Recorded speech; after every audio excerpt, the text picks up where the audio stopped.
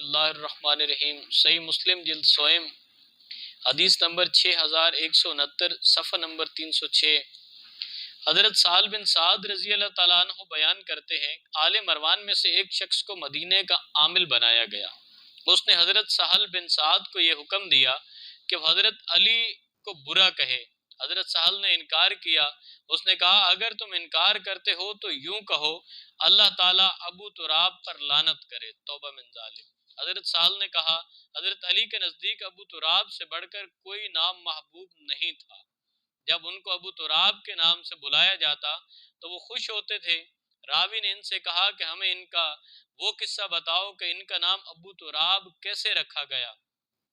انہوں نے کہا، ایک دن رسول اللہ صلی اللہ علیہ وآلہ وسلم حضرت فاطمہ الزہرا سلام اللہ علیہا کے گھر آئے تو حضرت علی گھر میں موجود نہیں تھے۔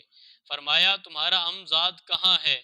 کہا، میرے اور ان کے درمیان کوئی رنجش ہو گئی جس سے غضب ناک ہو کر وہ گھر سے چلے گئے اور میرے پاس قیلولہ نہیں کیا۔ رسول اللہ صلی اللہ علیہ وآلہ وسلم نے کسی شخص سے کہا کہ جاؤ دیکھو وہ کہاں ہے۔